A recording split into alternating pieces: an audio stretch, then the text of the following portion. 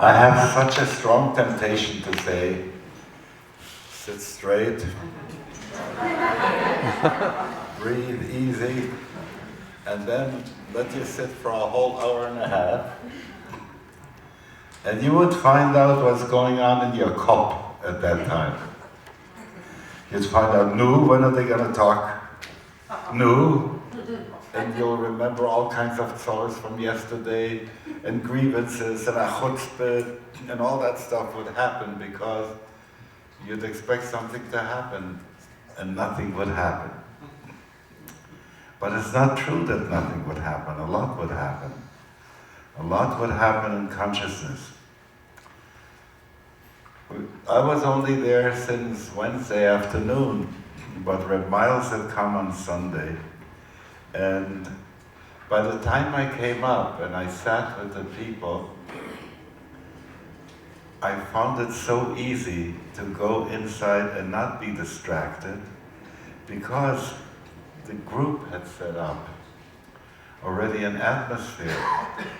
And when you enter into a situation of this sort, how would I say, with generosity and willingness to let it take you where it can take you, it does take you where it can take you. And in this case, it was so wonderful to see the stilling that happened to me and to be able to go inside in an important way.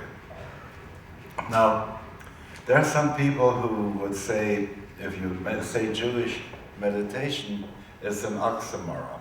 It's not, how could there be Jewish and meditation? Either it's Jewish and you talk a lot, or it's meditation.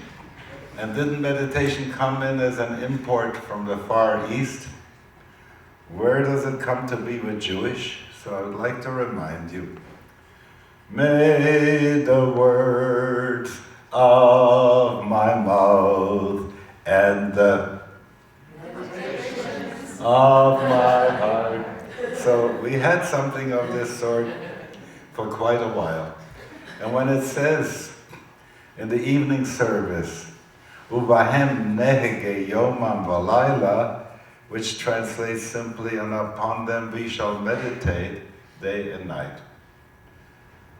Sentences that come way back from the Chumash, from the 5 books of Moses, when Moses speaks to us, and he gives over sentences like, V'yadata hayom v'hashevota el levavecha, know it clearly today, and make it settle down in your heart. Ki Adonai hu ha'elohim b'shamayim mimal v'la'aretz mitachat, that the Lord, He is God in heavens above, the earth below. Ein od, nothing else exists. There is no, and yet, ein od, there is no yet to be added. So you get to see that something of this sort was around. There's a description sometimes in the Talmud of a meditative pose in which you put your head between your knees and you get into this very deep space in which you can also die.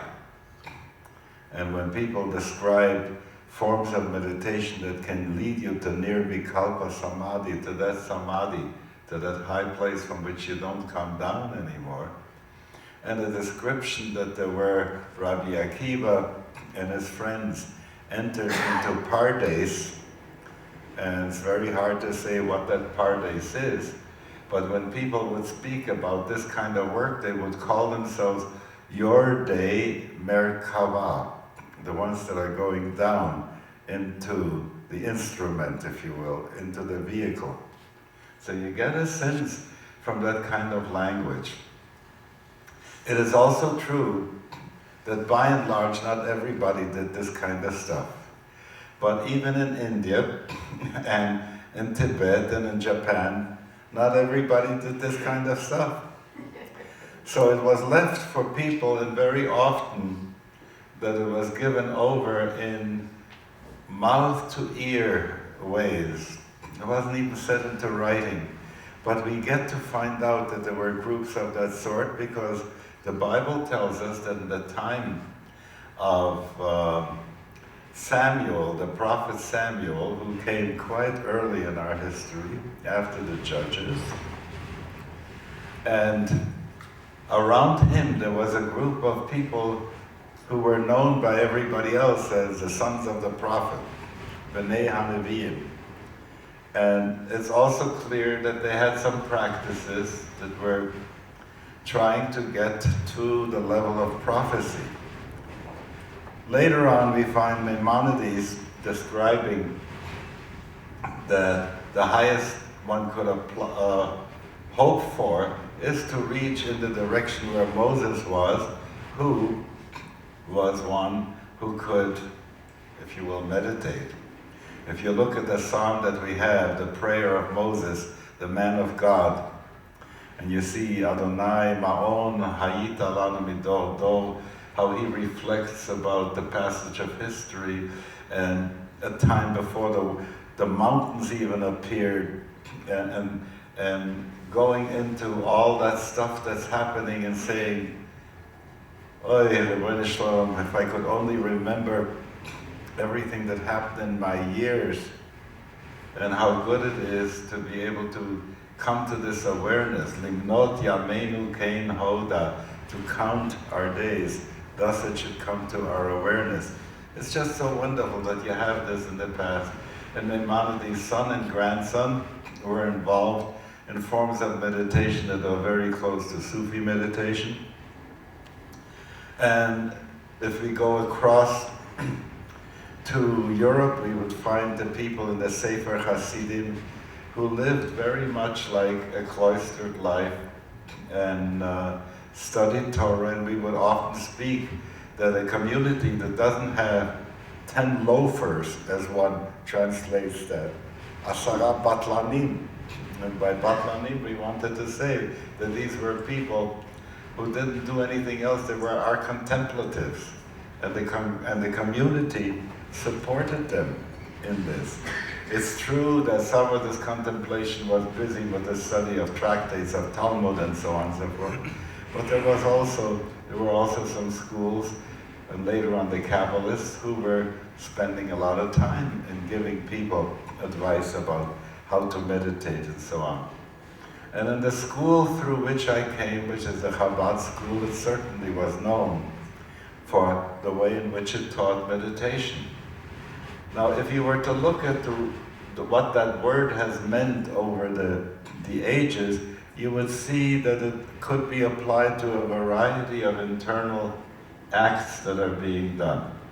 Some of them were called, and that's why you speak of it as meditation, and the Catholics in their writings would speak of that kind of meditation as discursive meditation. Meditation in which there is internal talk that you give to yourself, in which you look at the great values and the great truths and try to make them settle deep in your awareness. Then there were some other people who were Musar people, and they were talking about Cheshbon HaNefesh, to go and figure out what's going on in your soul, what have you done, and how are you on the straight and narrow, and so on. So it became really very important in our day when people had gone to, and so many people who came back to Judaism came back because they had been through various meditation places. And so, and here in Boulder we know this for very well, that there were some people who were saying, I am a member of my synagogue, and I also belong to such and such a meditation group. And oi, how much I would like to see that could be under one roof combined. And this is really what Reb Jeff has done. So I'll pass the mic to him to tell more about that. Okay.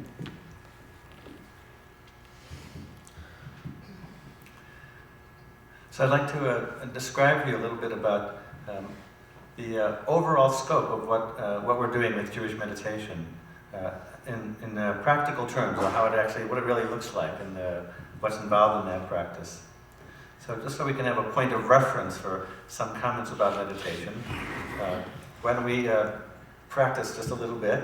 So I'd like to ask you to sit comfortably, as Rabbi Zalman already said, and start to become aware of your breath.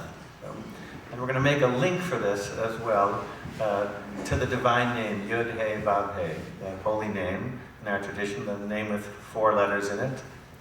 And since the second letter He, has the sound so there's this sound of breath. The idea of the breath is captured right in the name, and of course the last letter is also a He. And when you take a breath, you may notice that when you breathe in, it also makes the sound.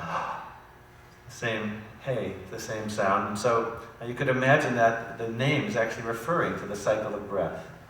So from that perspective, Yud, the first letter, is the smallest letter. Yud represents the place in the cycle of breath of emptiness. So the place when the lungs are in their most contracted state, before the in-breath comes in. So you sort of imagine that the place of the Yud, empty. Yud equals empty in that sense.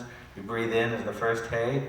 Vav is the straightest letter in the Hebrew alphabet. When you breathe in and your breath is full, you actually sit up. Your spine actually gets a little more erect, and it represents fullness in that sense. And you breathe out. So just bring your attention to the actual sensation of your body breathing. Try to feel your breath coming in and out, but make that overlay. So sort of connect the idea of emptiness and Yud to the place before you breathe in.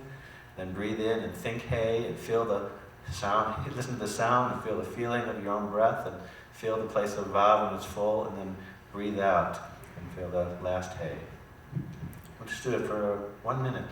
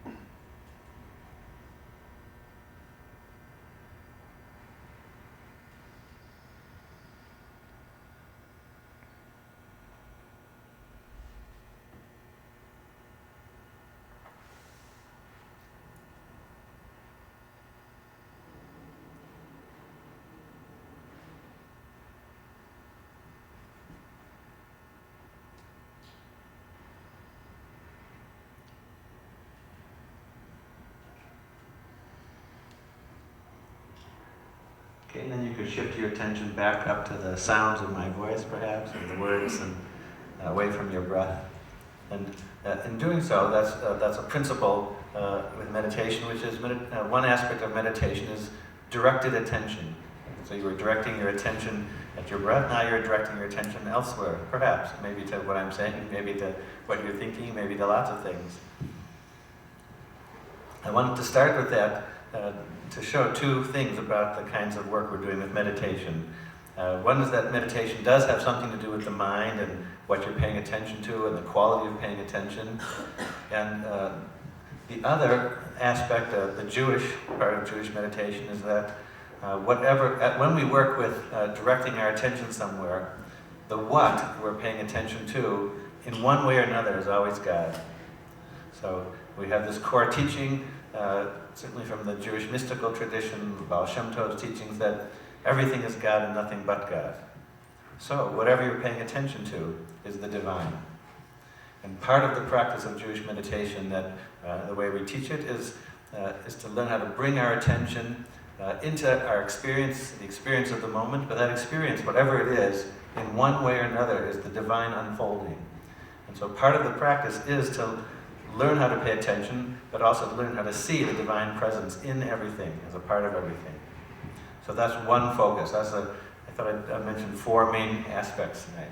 So one of the main focuses of Jewish meditation is to be in touch with, to see, to experience directly this divine unfolding in everything, in everything.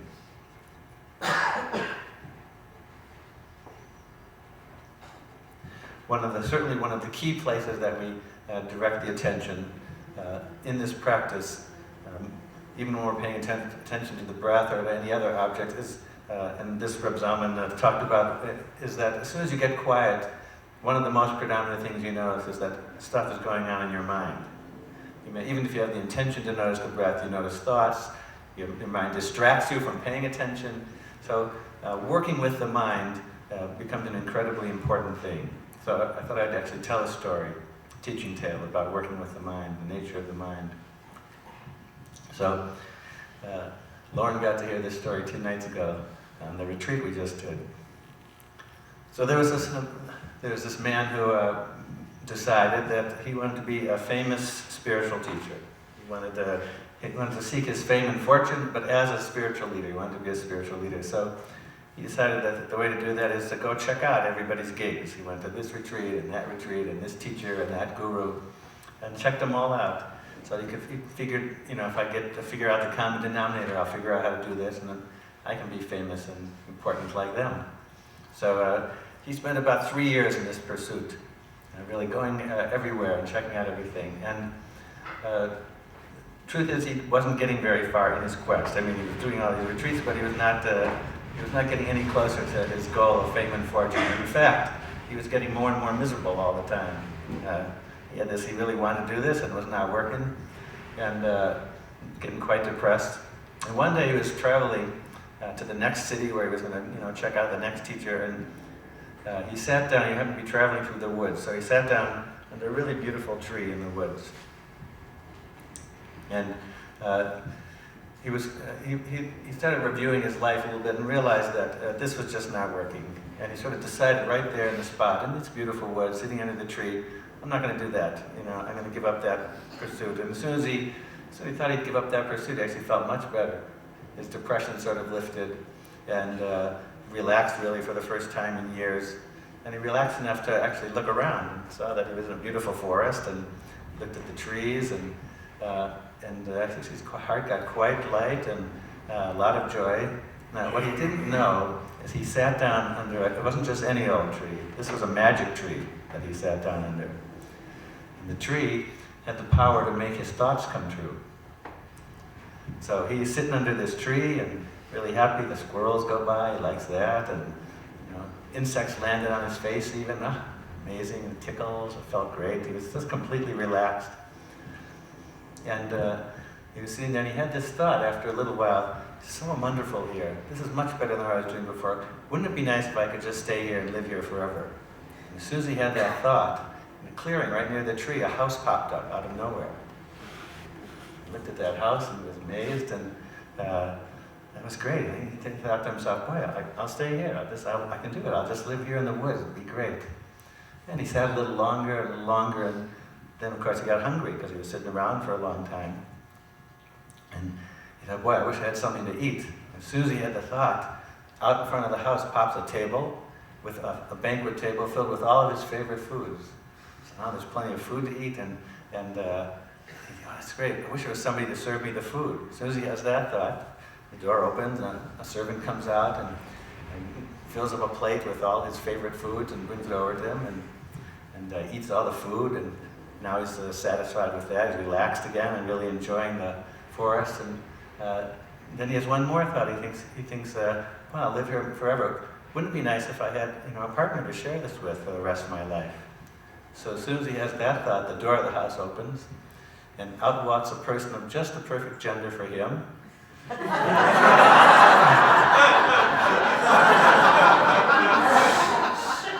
course, not the original version of the story, but... So the person comes over and instantly falls in love. That's taken care of. Then he starts to scratch his head for a minute. He starts to think, it's a little strange, this is what's going on here.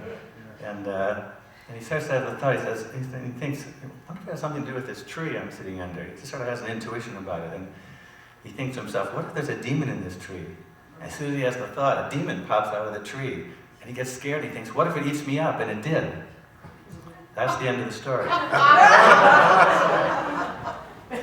So, I think it's a true story. And it's a true story about the nature of the mind. As it's grasping for things, it's suffering, and it lets go. But it can't, as soon as it lets go, something comes up. You always get hungry, you need a place to sleep. These are all things that arise. And then the mind takes over from there. Wanting takes over. it gets so big that that mind of ours swallows us up. So that's the second part of what we're teaching with this practice. We're teaching how one of the really important things to pay attention to is, in fact, the nature of the mind. And the kind of mind I just described, in the Jewish way you'd say, is mochin de katnut. It's a small mind. This is the nature of everybody's mind. It's not a pejorative in a certain way to say small mind, because the truth is, this is a part of the reality of what it means to be a human being. We have such minds. And so part of the Jewish meditation practice is, in fact, to study that small mind and to see just how that small mind works. And as soon as you get quiet, there's, in some ways, not much else to notice. That's what you notice right away, is how that mind works. As you notice that, you start to get wiser about it. Then there's a second component in dealing with the mind, and that is that Jewish meditation also is a way of beginning to access what we call mochin de gadlut, expanded awareness, expanded consciousness. There's a part of the practice in which we direct the attention into the present moment, and part of the results of that kind of meditation practice is the mind does actually get stilled temporarily. It sort of cultivates that state that perhaps the man in the story had when he was relaxed for a minute, was just sitting around, just being present in the moment, before he got hungry, before the wanting started again, or before an itch comes, or before he was uncomfortable, sat too long.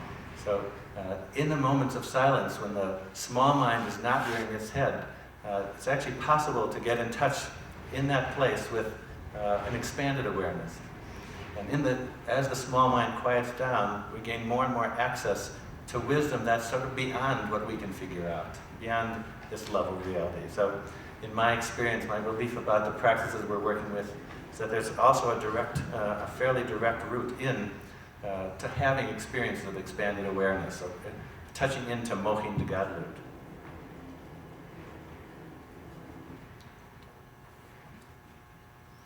In terms of the exploration of the small sense of mind, and that part of the work, mochin de katnut, when we look at that, the workings of the mind like that, the Jewish language that we can use to look at that is we start to actually understand the yetzer, and that's the inclination. Sometimes you maybe have heard that word, the yetzer hara, the evil inclination, or the yetzer hatov, the good inclination. And I think if one looks really deeply into the nature of mind, you get actually in touch with this yetzer, and it's that looking at it. It's just, there's nothing wrong that hunger arises and then you want food. That's part of the yetzer. That says in the midrash that without the yetzer, nobody would have a career or get married or build a house. So the inclination, it's not in and of itself to get rid of things we don't like and to want things we do like. That's just the yetzer. That's part of what it means to be embodied and to take birth in this plane. But when we don't pay attention to that inclination, when we are naive about it, it actually becomes the yetzer hara and swallows you up, and swallows everybody else up around you, and when we act out of ignorance. But when we shine this kind of light of contemplative practice on our own yetzer, that same yetzer actually becomes the yetzer hatov. These are real energies, and if we understand them, we can really utilize them in our lives. So all of this is what we really look at in Jewish meditation, the kind of practices we're doing, which then give you the tools to really see how to live in the world, how to be responsible beings in the world, how to not let the yetzer hara run your life, how instead to turn to the yetzer hatov. Yeah, another piece of the work of Jewish meditation practice is a deep contemplative moving into the world of prayer. So prayer, which is a central feature of Jewish life, is also a central feature of the Jewish meditation practice. And it works by sort of combining the core practice of bringing the attention, sustaining the attention into the prayer experience itself. I think it'd be safe to say that one of the main reasons that to the extent you feel like prayer is not working, one of the main reasons is when you try to pray, if your mind just starts getting involved in other things, you're not even paying attention to the words. I'm sure all of us have had that experience sitting in synagogue, and we're not paying attention to the prayers at all. So obviously the prayers on that level can't take you anywhere. Welcome, Miles. There's your chair here, Rabbi Miles. Welcome. So one of the key tools that makes prayer really come alive in our lives is in fact our ability to sustain our attention into the world of prayer, into the words that we're doing, into the experience of prayer. So we've been working in the contemplative aspect of Jewish meditation prayers to make a form of prayer that really helps us dive deeply into the experience of prayer. And so we use techniques like mantra. Mantra is one of the, it's a word we imported from the East, but mantra means keeping your attention on phrase, on certain words. And so we do that with the prayers. And by repeating them over and over and over, we get into a real depth. And the power that's added to the prayers, besides bringing our attention, understanding the meaning, and keeping our attention, is that when concentration really strengthens around a particular object of focus, the mind gets quite expansive. And in that expansiveness, you have to one of the ways to get into this place of mochin de gadlut, expanded awareness. And in the expanded awareness that comes out of a contemplative approach to prayer, come deeper insights into the prayers themselves. The words of the prayer start to sink in deeper. And they sort of move past the place, if we say in the Via Hafta that the words are al levavcha, on your heart. By doing contemplative practice, it works as if to crack the heart open and let those words actually drop in. That's what happens in the expanded, because usually our hearts it's the small mind that keeps our heart constricted. When you get into big mind, the heart opens up, then those words really do drop in. They're no longer al levavcha, they go bil levavcha, they go inside the heart. And I guess just one last sort of subcategory of prayer, since we just worked on this. We've been working in the contemplative practice with what I'd call a blessing practice, where we learn to go into extended periods of repeating words of blessing. So it's sort of a prayer practice, words of blessing over and over in the mind. We've been working particularly with a set of 4 phrases. Go, may I be blessed with peace, may I be blessed with joy, may I be blessed with loving kindness, may I be blessed with compassion. And in a contemplative practice, we learn how to tie that into the breath and use visualization on the phrases, and on the out breath, experience those qualities. And you learn, we've been working a lot with the technique to keep those phrases running. Lauren just did it for the last 3 days. You do that practice nonstop. And all the whole group. We had a group of 27 people. That was our practice. But not only I be happy, right? Yeah. So we did this practice for 3 days, and the practice evolves through working through all sorts of different positions instead of not only may I. So we go into, you do a circle, you do rounds and hours for your immediate family, and then for your communities and your friends, and then for people you don't even know, strangers. And then it goes into working for the difficult person, so to bless somebody who's a difficult person, somebody that makes your heart close down normally. So you keep entraining the heart through this practice of prayer and blessing. And it's like installing new software. It's sort of a counterpiece to the cleaning up the old software. There's a possibility of installing new software. All of which then serves in the direction of opening the heart, which is really the focus of all of this. This work is to help us open our hearts to all beings and put us in a position where we can really make a difference in the world we live in. So we teach basically that cycle of practices to people to use for an hour, to use for half an hour, to use for a day. We teach quite a number of week-long retreats because it's a way of really getting into the depth of that full, all 4 things I talked about. So in a week-long retreat, you can actually go quite deep, both from a learning curve point of view and from an experiential point of view, of really learning how to work with the mind and seeing deeply into your own mind, learning the places that need fixing up, reaching those higher places, feeling the God connection in the universe, making it more present in our lives, and then really being able to use those tools to go out into daily life and act with more kindness and more compassion. So that's my sense of what we're doing in Jewish meditation. Yashikaya.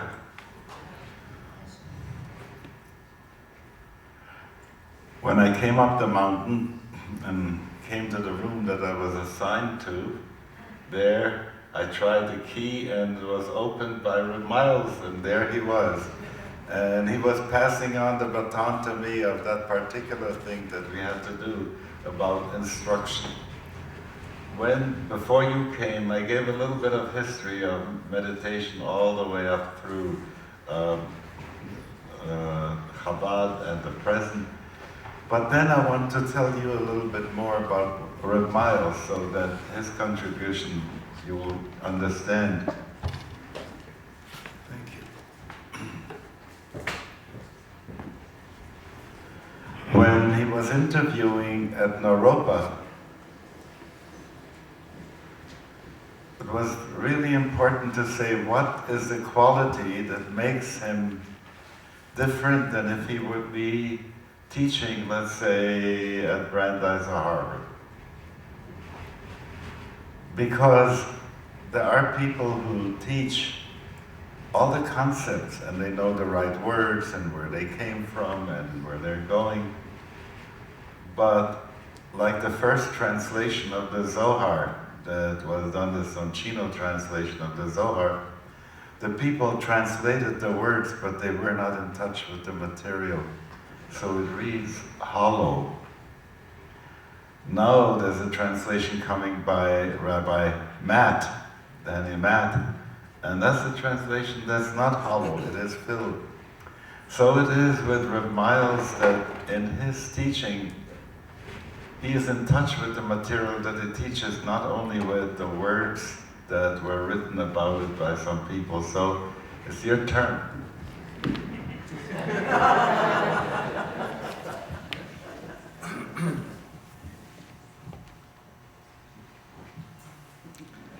Well, thank you.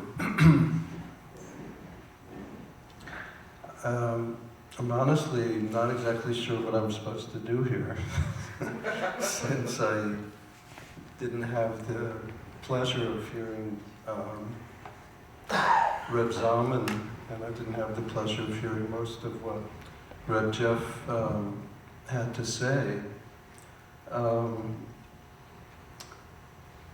But I assume we're talking about Jewish meditation. Right, and you can tell us what you did there. That's easy. Right. Well,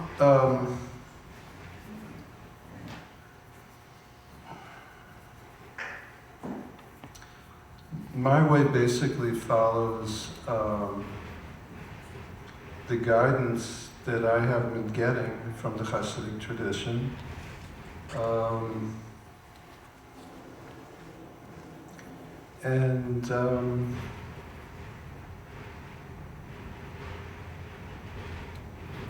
Basically it is, I guess I would call the way that I'm practicing and what I'm interested in, I would call the prophetic method. But I'm not really interested in the methods that were associated with, I think the first person who used that, something like that term was Abraham Abulafia. And even though I studied most of the meditation and contemplation texts that I had access to, I never really got that interested in Abulafia per se.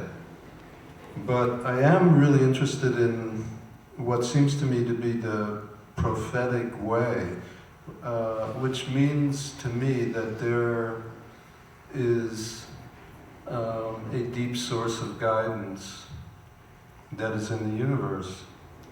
And prophetic way to me means somehow or other to be able to access that guidance to, and that involves making an interconnection to a source. And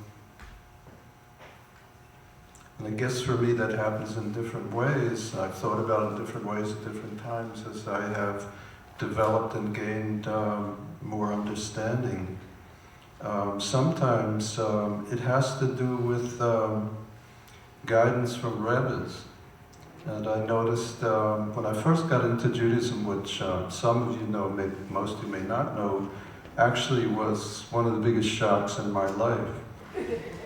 And also a big shock to people in my family who didn't ever expect me to go that route. And I was actually initially much more interested, after I got out of college, I was much more interested in Buddhism, Sufism, and Hinduism, which were the isms that were ising at that time. And until I met actually Rabbi Zalman, I didn't really see, I didn't see a way to go into Judaism. But I was in Bloomington, and that was sort of a mecca for Tibetan Buddhism and these other kinds of things. So I started out practicing Zen meditation, Zazen. It was really the first meditation that I practiced. I used to really try hard to sit there for hours, and I was always really I liked the Soto school of Zazen, which is basically just sitting. So that's what I aspired to a long time. I wasn't exactly sure what you were sitting there for, but it didn't somehow make sense to me. I used to try to do that, so I used to try to do that a lot. But I think one of the things that changed me was that when there was a key moment in my life, in that period when I was trying to practice these types of meditation, and I was so basically equally interested in all these different paths, that I didn't know which way to go. And so I spontaneously prayed. Those that prayed without any tradition of prayer. I didn't know davening, I didn't know any way to do this, but I reached a place where it was so bursting in my heart, it was so important for me to get some guidance that I realized just that I really didn't know what I was doing. And I remember at that time thinking, you really don't know what to do. You have no clue what to do. And the only thing that made sense to me is, I don't even know if this is a thing to do, but I thought, what else can I do? But it's start praying. And I did that one night when I was in Bloomington. I just stayed up very late in the night, and I had this big picture window. I had a nice apartment with this huge picture window. It was kind of like Sefer Daniel. It opened to the heavens. And so I opened up this big picture window, and it was a nice town, something like Boulder. We don't have a lot of high buildings, so we opened up this big window. You're just looking right into the heavens, and I said, from the depths of my heart, I said, I don't know who's out there, I don't know what it's all about, but I know I have to get some guidance, and I beg that whoever it is, or whatever it is, should come and speak and give me a clue what I should do. And actually what happened that night, after I went through this heart-opening experience, and I went to sleep, and I had a lucid dream. I don't know if I ever told you this story, Rabbi Zalman, but I had this lucid dream, and in the dream I had a darshan with His Holiness the Dalai Lama. That's what happened in the dream, and in that dream I walked up to the Dalai Lama and gave him the white thing, and went through all this ritual, and then we just looked in his eyes. And before he said anything, I said to him, I'm sorry, I have to be Jewish. And that's how I got into the Jewish trip, basically. I mean, as I said, it was a shock. I thought, surely something else. When I saw the Dalai Lama in the dream, I thought, well, there it is, but it wasn't. Something like from the depths of my heart was this truth was revealed to me, that was really what I was meant to do. So, that put me on the path, but it also illustrated something that became ever after really important to me, namely that it is possible to beseech the universe for an answer, and it's possible to receive one. And it's possible to receive one that could change your life. And it took me a long time to figure out how one could more or less constantly do that. And that's basically what I've been working on, I think, for the past 30 years. And with a lot of ups and downs. But it is a maxim in our tradition that it would be great if a person could be praying all the time. And that's something that it's always made a deep impression on me. How could one live in such a state? I mean, to be praying all the time to me means that I can't be just walking around or present in this world as if I'm disconnected, as if I'm some kind of separate entity here. But actually, it has been shown to me, it's been shown to me that there is a guidance that is available. And so, basically, that is what I have tried to understand ever since. So what I mean by prophetic is the ability or the model to disconnect from a state of immersion and identification with everything that's on the outside, and to be as sensitive as possible to the guidance that is always available on the inside. And I believe in our tradition, it talks about a voice. There's a voice that is sounding all the time. Actually, sometimes it's called the voice of tshuva. It's called, but nobody's listening most of the time. We're not listening to this voice. And that voice tends to have certain qualities that I think reinforce some of the goals that Jeff was talking about. For example, that voice moves me towards greater compassion because it's basically a voice of love. It's a guidance of that overcomes my self-interest. And but it's incredibly empowering as well because it's revealing to me the true nature of things whenever I have access to it. So basically what I try to do, so on the one hand it's based on the fact that I was able to find a certain resonance with certain Rebbes and certain Sfarim that in some way, as soon as I picked them up, I could feel some interconnection with the writer of the Sefer. And basically, if I pick up a Sefer and I don't feel that, I don't learn that Sefer.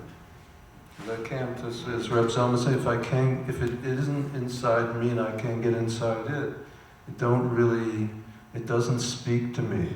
But I look as much as I can for the ones that can guide me, and that's one of the things I was able to find from the very beginning. When I got into Judaism, Baruch Hashem, I found a couple Rebbes that I could really identify with. Would you share a little bit of at least one mashal from one of those sources?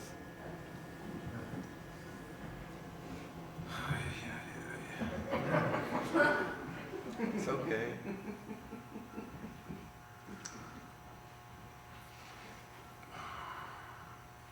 Well, I'll just share with you, some of us, we learned this together. I feel very guided by Reb Nachman. My main guides are Reb Nachman, and my root guru is Mishulem Faber-Schlarzer. Because from before I even could read Hebrew, if I didn't read translation from Yosher Divrei Emet, that was really true. That every time I would see that, it would speak to me so deeply, it would resonate with it. But Reb Nachman I especially like to learn, especially recently. And one of the things that he teaches, which I think is very good for us, is the teaching of the Segol. The Segol, one of the Nikudim, one of the vocalizations in Hebrew is called a Segol, and that's 3 dots, 3 points, and it makes the sound It has a vibration. And that Segol, that sound, is the vibration of Chesed. And so, he's saying that if you want to be a channel for Chesed in this world, which is one of the best things that one could aspire to, Chesed, divine love, unconditional love, the love flow, the enhancement of the will that I believe is resonating through the entire universe all the time. And we can either become its facilitators, or we can be indifferent to it. But obviously it's better to be able to share and bring it down. So teaching of the Segol is that Reb Nachman makes a big point about points, and of which one should always be looking for one's own point, the point in which one is authentic at any particular time. This is not something static, but in each place that you find yourself, in each moment, in each place, to look for that point. When we were up at the mountain, it occurred to me that point is what is called Sion. With Sion, Siyun. And that's precisely what we align ourselves with when we get ready to say the Shema, which is the fixing of consciousness, the fixing of the mind, so that we should be in attunement with the at one mint. But before you can get to that at one mint, you have to say these blessings, of which the first one is Or Chadash Al Tzion Ta'ir. Or Chadash, that there should be a new light that draw down when one says a blessing, this is also what I mean by the prophetic practice, is the practice of Hamshacha. It's not just receiving, but it is participating in the reception, which means that guiding the energy that wants everything to be a certain way, to guide it so it really should come out that way. And so, to me, saying a blessing is like, I'm trying to pull that energy over here, where I am, that it should come down over here. Now I'm just going to share with you another crazy idea I had the other day up in the mountain, when I realized that the Sprint commercial is a great mashal for prayer. You know, the Sprint commercial where the person gives, can you hear me now? Can you hear me now?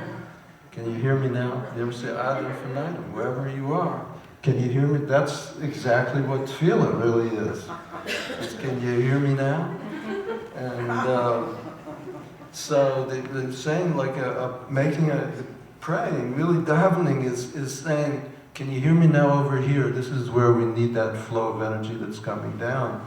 And so the mashal here is that in order to get to the alignment with the oneness, there has to be an opening of the heart. And that's the Or Chadash Al Tzion Ta'ir. Can you hear me now over where my heart is? In that Tzion of the heart, can you hit me now with the Or Chadash? Can you draw that light? Can that light come right down into me? So that's the Nikuda that Reb Nachman is talking about, the opening, you open up your heart, the opening of the heart and drawing down new light into the heart. So what's the inyan of the Segol? The Segol is, which is the complete expression of Chesed. So Reb Nachman says, even though the fundamental teaching is the opening of the Tzion of the heart, you really have to, there's really 3 points that are essential. You can't make it just with one. You can't just do your own thing. It won't be enough. But you have to balance your point with 2 other points. And one is the point between you and other people. That you have to not only be cultivating the point of your own heart, but you have to be receptive and devoted to the point of your chaver's heart. That you have to have. So there's a horizontal. The segul is like boom, boom, boom, and there's one on the right, and there's one on the left, and there's one in the middle.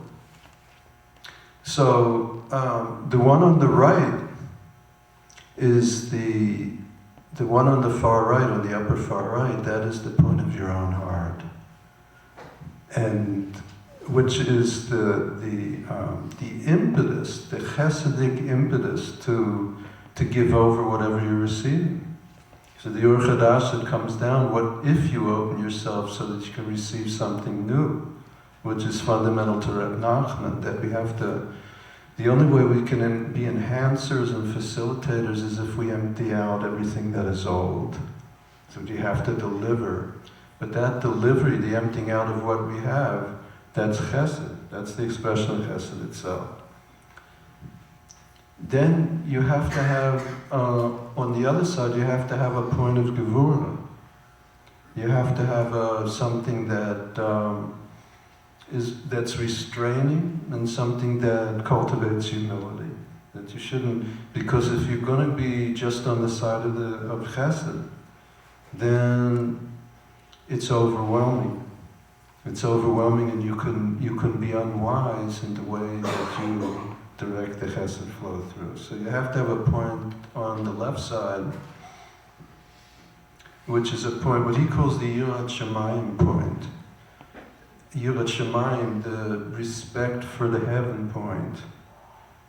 The ability to feel humbled by the awesomeness of what is truly there.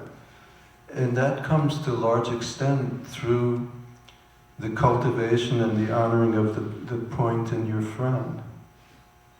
Because when you surrender to the holiness of the chesed flow that is in somebody else,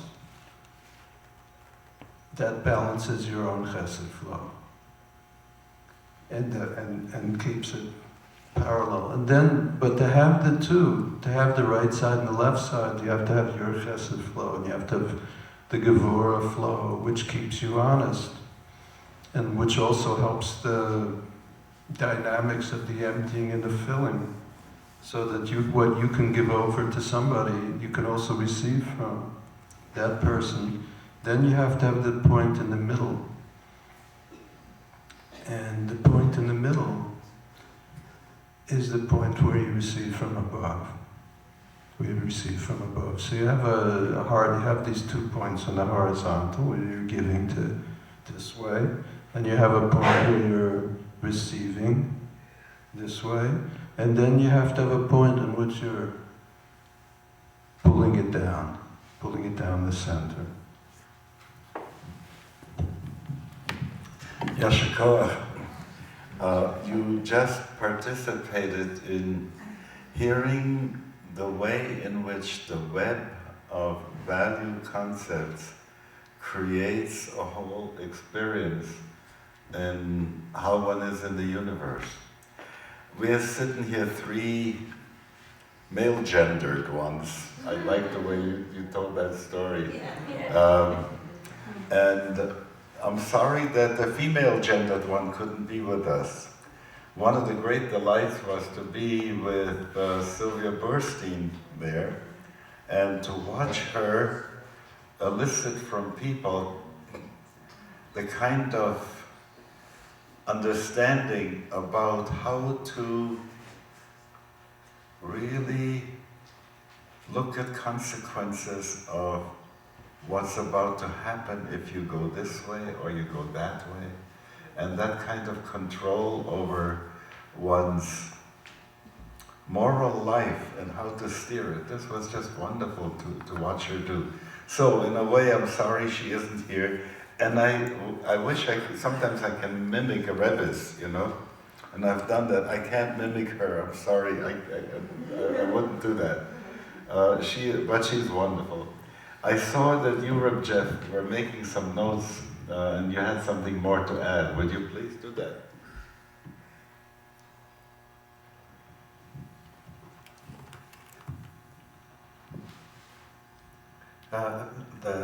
The note that I made to myself when Miles, when you were talking about this inside voice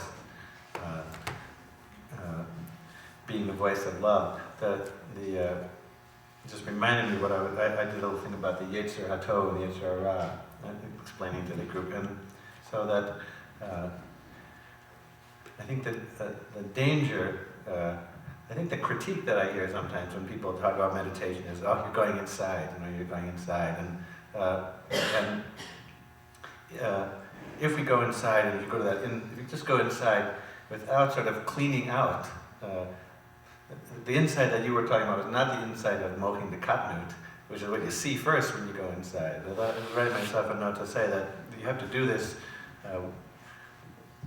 Part of clearing the vessel in order to be able to receive that voice is you have to see where the Yetzer is working as the Yetzer Hara, or else it's possible to go inside and hear some sort of self-justification. So that was the note I wrote, just that we have to really clean up the stuff in order to be a vessel that can then receive the kind of work you were talking about. So that was for me that is actually what you were trying to say that Sylvia is talking about. That when we look deep inside and we see, if you don't look inside, you can't decide, well, I'm going to go this way or go that way. You just sort of go, or it takes you. So that's really what Sylvia said in teaching. I think what we're all teaching in the Jewish meditation world is really about, we only go inside not to disconnect from the world. We go inside to figure out how we're going to stop messing it up so much, open up our hearts with a constant move to light, and then I'm going to take it out into the world. So. Yeshua. Well, I'll soon turn to you so that you can ask us three wise men so that we can respond to questions that you have. I just would like to bring something to your attention.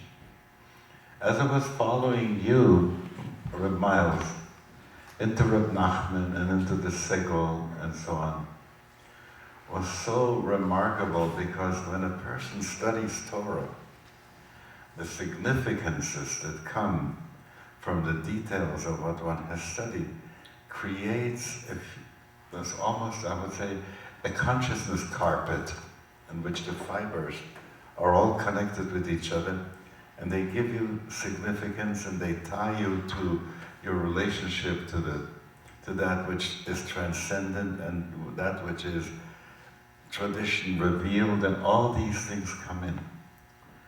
Now, that was connoisseur meditation, I want to say.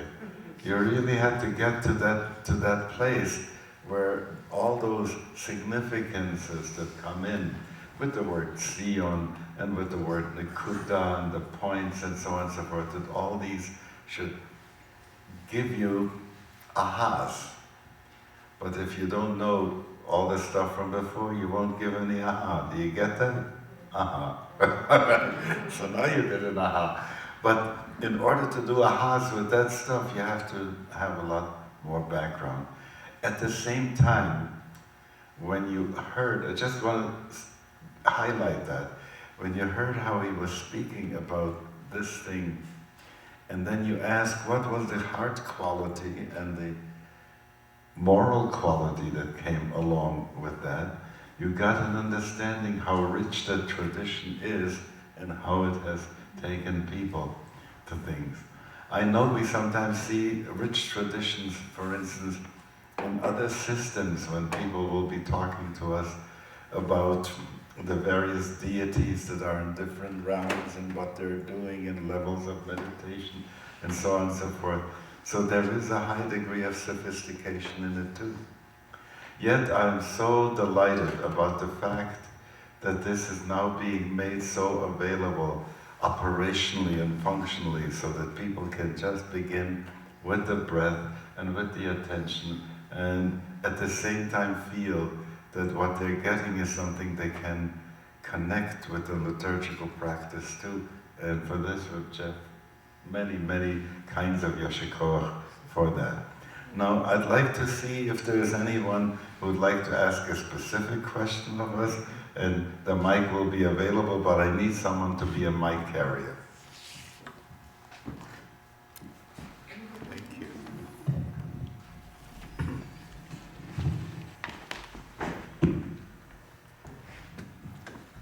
My name is Katie, and I want to ask this of any of the rabbis.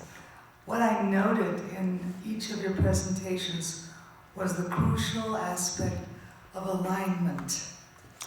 And it seems to me that when that happens, the response or the intuition or the knowings is inevitable. It's like you don't have to go look for it. It just shows up in most remarkable ways. I'm concerned about the process, or I want to ask about what can we do to make sure we're in alignment.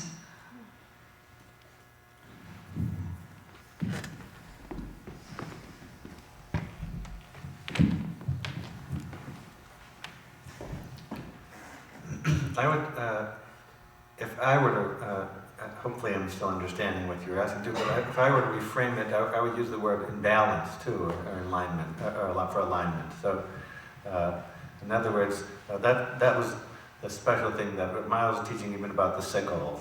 So that it's a system of balance, and when you're out of balance, then you can't. I mean, in essence, then that middle point's not in the line, so it's not in line to get to draw down. So for me, on a practical level, this is very much about coming to balance. And sometimes we can come into balance with contemplative practice because it stills the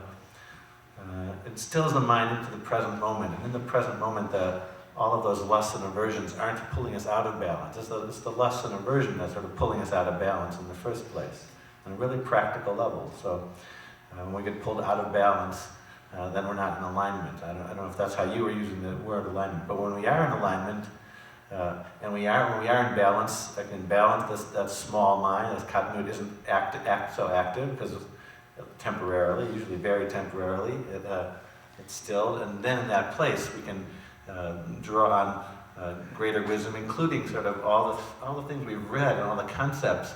They make sense when we're in balance. Then it's like, oh, that's what that meant. You can see more clearly when you're in balance. And I heard once that's that Segol balance concept when we say Am Segula. It's not the treasured people, it's the people who know how to be in balance. Segula, Segol. It's the balanced group. It's a better translation, I think, for Am Segula. If I want to go with that word, alignment, I'd want to say that one way to translate alignment would be kavanah.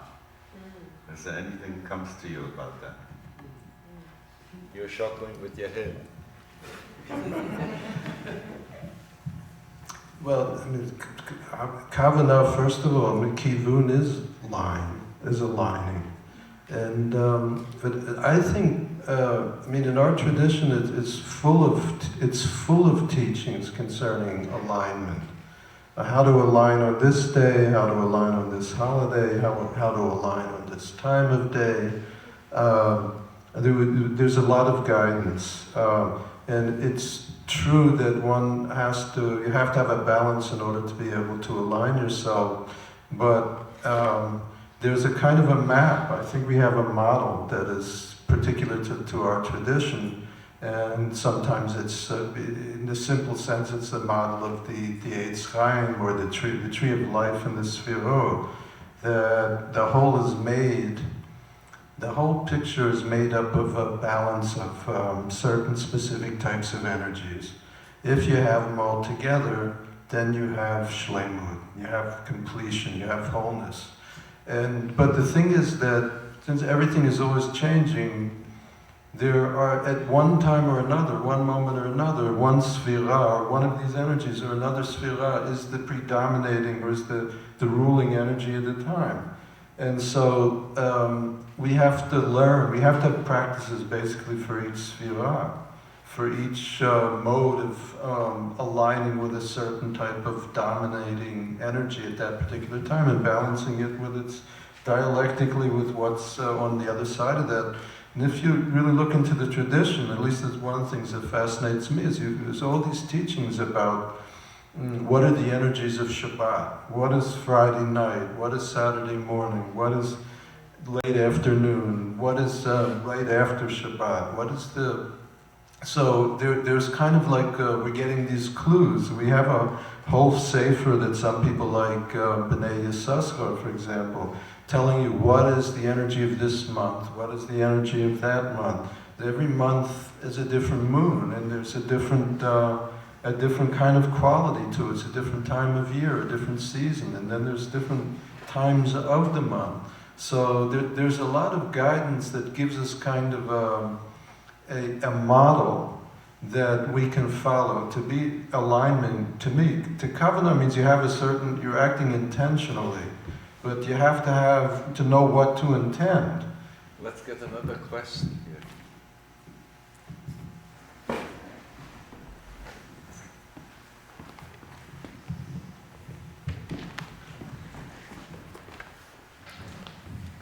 Hi, my name is Sherry. My question is, I feel like I need a beginner's primer on just vocabulary and the structure from moving from my more Eastern familiar ways. I mean, so much of what you say I can relate to in the practice that I've done for so many years. But when the vocabulary of Judaism comes into it, I'm lost. And so I feel like I'm just, I'm on the path. I had a similar experience as you, Miles. I woke up one day and said, I want to learn to pray as a Jew. I'm not Buddhist. I've been doing yoga for 30 years, and it just doesn't resonate. And my dear daughter, who moved back here for a year, is the one that has led us here for many of these talks. And so, that's where do I begin that Jewish part of the education, the consciousness part and the meditation part, and paying attention and all of that. I feel I do a fairly, fairly observant, but it's the Jewish part of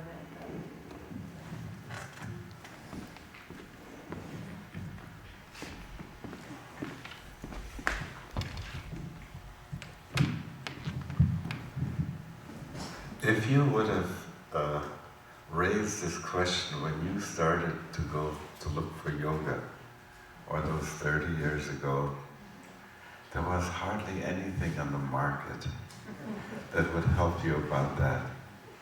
In those days, I would mimeograph the things and send them out to my friends with a little bit of vocabulary so that they would know what these terms mean and how one gets to that. Thank God, today there's such a fantastic plethora. At one point, you'd have a lot of books that tell you how to make Pesach and how to kosher meat. Today, you'll have a much harder time finding them than you'll find books on the Kabbalah. So the terminology is available. And the likelihood is that you will, as you will begin to read those books that you can get here in the bookstore and things that you can get in the library that we have here. I have put on loan a number of the books that I didn't have room for at home, so that you can get them here. That's wonderful. And you will see that as you read that, you will say, aha, this reminds me of how pranayama goes, or this reminds me about certain asanas, and so on and so forth. And you will make the connection. And that's very important, because you will be bringing your experience and hook it to a word that you will then find in the book, and you will see how many doors will open up as a result of that. Okay. I think I just wanted to add to that works the other way too, so that people who really have a deep grounding in the concepts and the book learning of that material, when they do the inner work, they go, that's what chesed is. This is what gvura is. So it works both ways.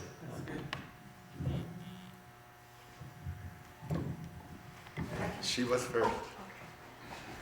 Ruth, I don't want to forget you had your hand up. Hi, sometimes, I'll just speak for myself. I have people in my life who can easily, around them, I can go straight into Mochina Katnut. I wish it were not true, but it is so. I would like some guidance on how you do the what you were talking about, the meditation, to switch it to a Gadlut at that point. And for the sake of the people who need translation, the small mind and how to turn it into big mind. Sorry, they were saying that all night. I know, and that's how come we got that other question. Oh, sorry. So a few direct steps to do what you need to do. One is, the first step is to become aware of when you're getting triggered, in essence. So to know that there is such an energy which, left alone, is what we would call the Yetzer Hara. So you want to be able to recognize it.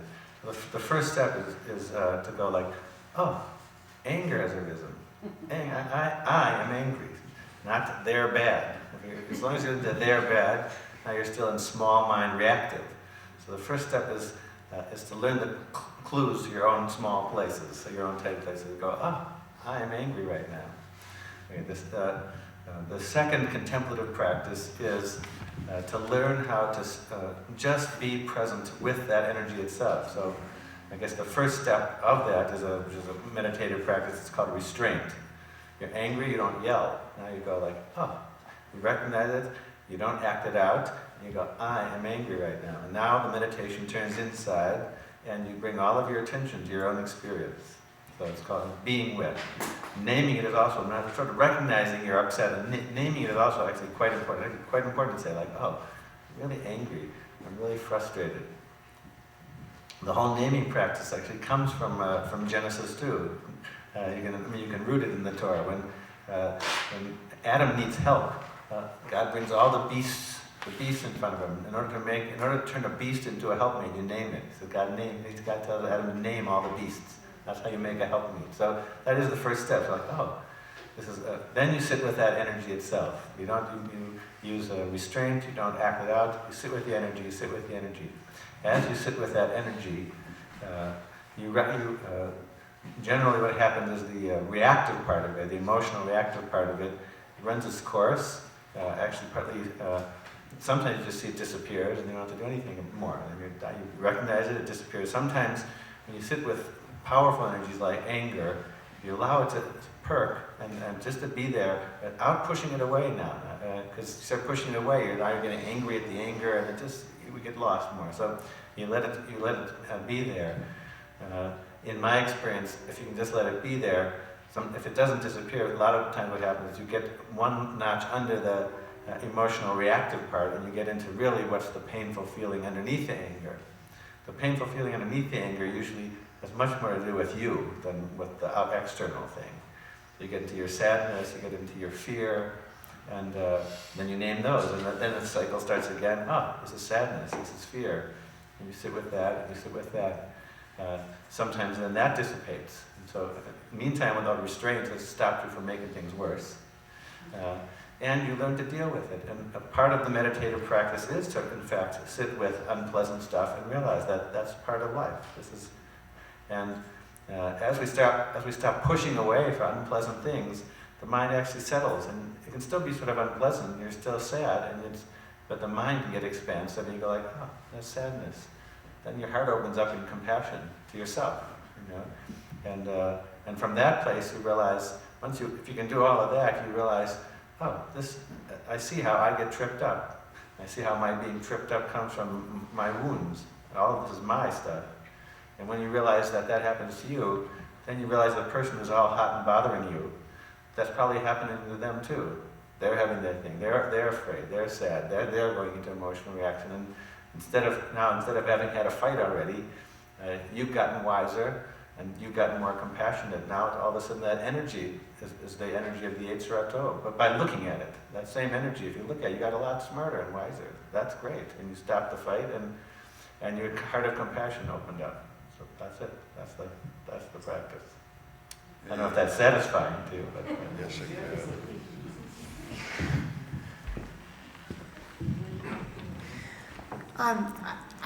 I have a practice, meditation practice, and I've come more and more to think of it as observing the commandment to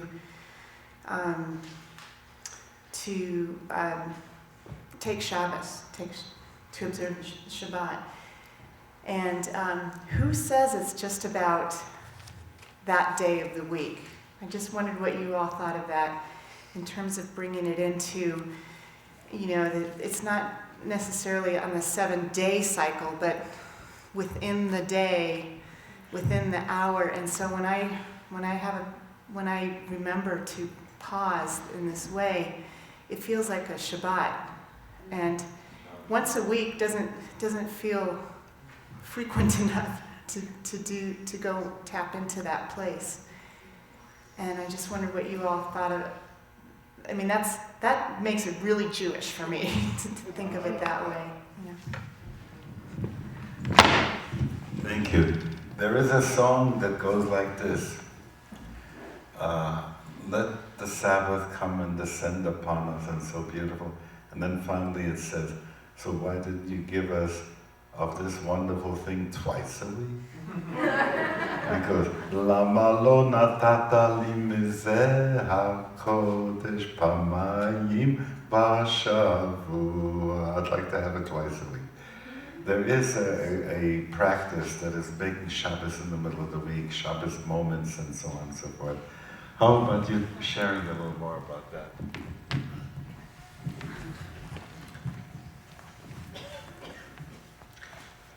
Well, on one level, we know that we don't have names of the week in Hebrew. We only have Yom Rishon b'Shabbat, Yom Sheni b'Shabbat. This is the first day in this Shabbat. This is the second day in Shabbat. So everything, Shabbat is the container, and it's again kind of an alignment practice. How do you? So the first day is the chesed of Shabbat, because when you're coming out of a day that's kulo Shabbat, the entire day is Shabbat. And then during the week you have the chesed of Shabbat on Sunday and the gevurah of Shabbat on Monday and the tiferet. So you have to know this terminology, but you have the various divine energies, the energy of the divine love, the energy of divine restraint, the energy of divine beauty, the energy of divine overcoming, the energy of divine glory, the energy of divine manifesting, and then on Shabbat the energy of holding everything together, all of those energies in one. So I think, so there's a key in that every day is a day in Shabbat, and everything is Shabbat. And then, but even in the course of a day, how do you have a Shabbat in every day, or how is every day in Shabbat? By noticing the spaces, the empty spaces. So I'm going to say one other thing quick that's also a little answer to Ruth's question, but I'm going to make it very quick. The quickest practice is to identify with the Nefesh Elahit, with the divine soul. There's a model in Hasidism that basically, you could say there's two parts of us. There's the personality, the manifesting part, and then there's an inner part that basically, if you can access it, you can't go wrong. And that part, which is called the divine part of ourselves, I think sometimes I was thinking like on the mountain, I was thinking of Lo Yanu V'Lo Yishan Shomer Yisrael. That if you really practice the things that Reb Jeff is teaching, then what becomes revealed is something that sometimes called the witness consciousness.